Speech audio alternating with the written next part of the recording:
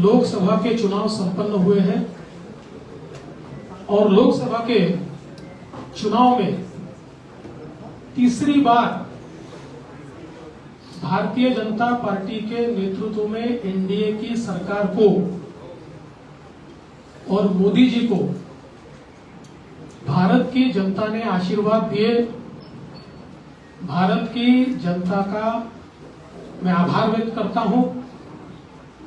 विशेष रूप से नेहरू जी के बाद यानी 1962 के बाद मोदी जी ऐसे पहले प्रधानमंत्री होंगे जो तीसरी बार लगातार देश के प्रधानमंत्री बन रहे हैं। एक नया रिकॉर्ड मोदी जी इस चुनाव में कायम कर रहे हैं। इसलिए महाराष्ट्र की ओर से मोदी जी का भी हम लोग आभार व्यक्त करते हैं। और उसके साथ साथ देश में अरुणाचल प्रदेश और उड़ीसा ये दो जगह की विधानसभाओं में लोगों ने भारतीय जनता पार्टी को पूर्ण बहुमत दिया, हमको चुनकर दिया। और आंध्र प्रदेश में चंद्रबाबू नायडू के नेतृत्व में एनडीए को पूर्ण बहुमत दिया।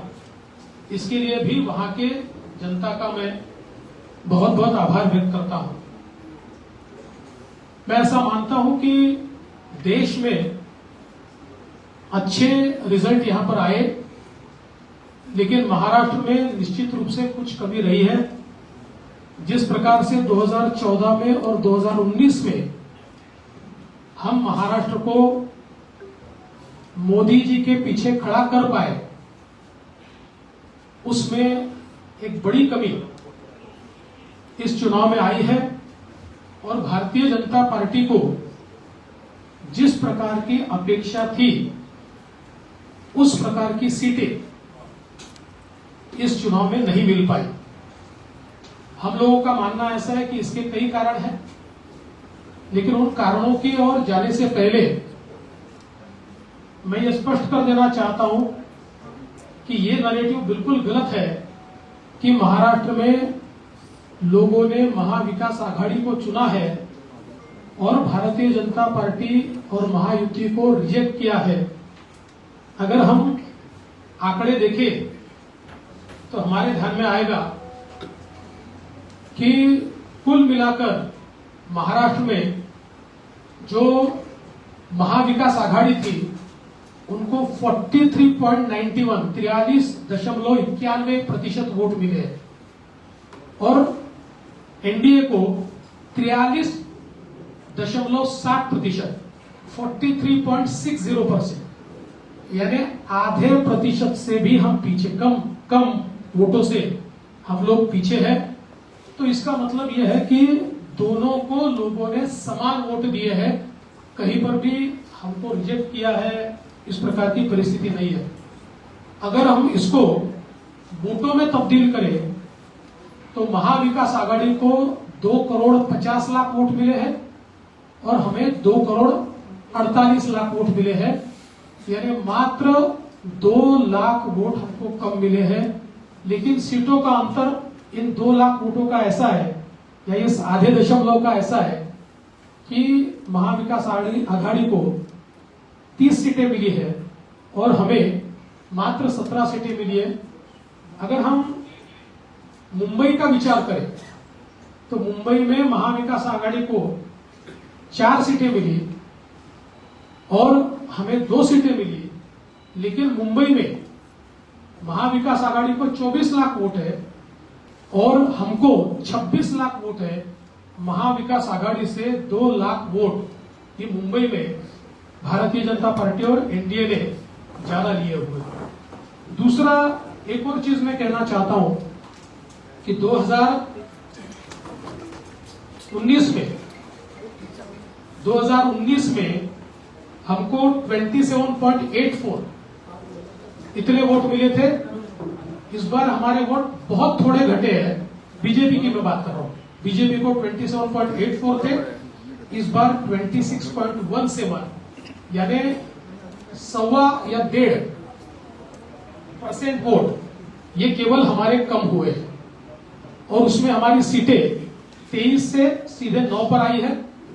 और वही अगर हम कांग्रेस का विचार करें तो कांग्रेस को 2019 में 16.41 वोट थे और एक सीट मिली थी।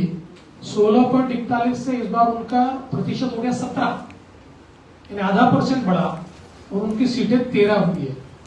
तो अगर हम लोग कुल मिलाकर ये सारी चीजें देखें तो मैं ऐसा कह सकता हूं कि भारतीय जनता पार्टी को और एनडीए को या महायुति को लोगों ने अच्छे वोट दिए हैं, लेकिन पॉलिटिकल अर्थमेटिक इस प्रकार का रहा कि हमारे खिलाफ के वोट ये बड़े पैमाने पर कंसोलिडेट हुए और इसका परिणाम मैं अगर बीजेपी का विचार करूं तो हमारी 8 सीटें ऐसी है कि जो 4% से भी कम वोटों से हारी है। करीब 6 सीटें ऐसी है जिसमें 30,000 से कम मार्जिन से हम हारे हैं और 2,000 से 4,000 से 6,000 से हारने वाली भी सीटें हमारी है। तो मुझे ऐसा लगता है कि ये जो कंसोलिडेशन है इसको हम रोक नहीं पाए।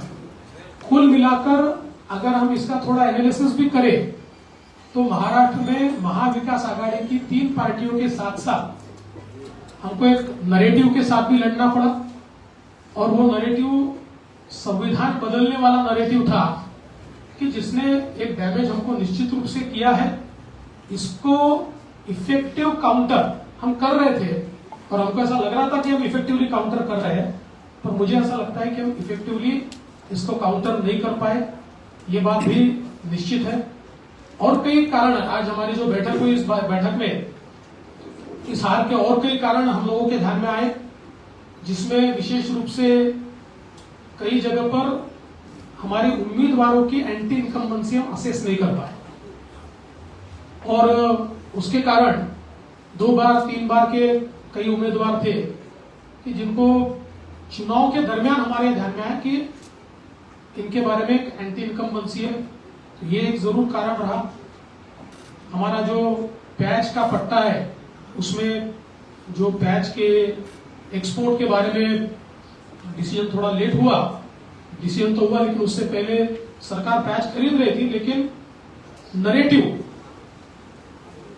एक बड़ा उसमें तैयार हुआ जो उन सीटों पर हमारे कुछ वोटों को कम किया उसने, और उसका भी हम लोगों को प्रॉब्लम कुछ न कुछ पैमाने पर हुआ है। इसके साथ साथ सोयाबीन और कपास के बारे में मुझे ऐसा लगता है कि उसमें हम लोगों ने जो अनाउंसमेंट की थी कि जो भावांतर योजना के तहत हम किसानों को मदद करेंगे, उस भावांतर योजना को हम लोग आचार संहिता से पहले लागू नहीं कर पाए, लोगों को हम पैसा नहीं दे पाए। तो उसमें भी एक हम लोगों की कमी रही है और इसके साथ साथ और भी कई कमियां हमारी हैं, जिन कमियों के ऊपर हमने विचार किया और मुझे ऐसा लगता है कि इन कारणों के चलते कुछ सीटें हमारी निश्चित रूप से कम हुई। एक हम लोग बड़ा ब्रेनस्टॉर्मिंग भी इसके ऊपर करेंगे। अभी आज हमारे कई वरिष्ठ नेता नहीं पहुंच पाए क्योंकि कल देर रात तक काउंटिंग चली है, तो हम लोग सब लोग मिलकर फिर एक बार एक ब्रेनस्टॉर्मिंग करके और विधानसभा के लिए हमारी स्ट्रेटेजी तय करेंगे। और मैं निश्चित रूप से जो आंकड़े मैंने आपके सामने रखे हैं, ये आंकड़े इस बात को प्रूव करते हैं कि जरूर महाविकास आघाड़ी को एक इमोशनल एडवांटेज इन आंकड़ों से मिला होगा, लेकिन जमीन पर आज हम मजबूत हैं और अपनी गलतियों को दूर करके वापिस लोगों के बीच जाकर हम लोग जो हमको अधिक का लोगों से आशीर्वाद चाहिए वो संपादित करने की कोशिश करेंगे। इस पूरे चुनाव में हमारे प्रदेश के अध्यक्ष बावनकुळे जी, हमारे मुंबई के अध्यक्ष आशीष शेलार जी, इन्होंने बहुत अच्छा काम किया है। मैं निश्चित रूप से उनकी प्रशंसा करता हूं। कार्यकर्ताओं ने भी जी जान से काम किया है। भारतीय जनता पार्टी के कार्यकर्ताओं ने केवल खुद की कॉन्स्टिट्यूएंसी में नहीं, शिवसेना की और एनसीपी की कॉन्स्टिट्यूएंसी में भी बहुत अच्छे से काम किया है।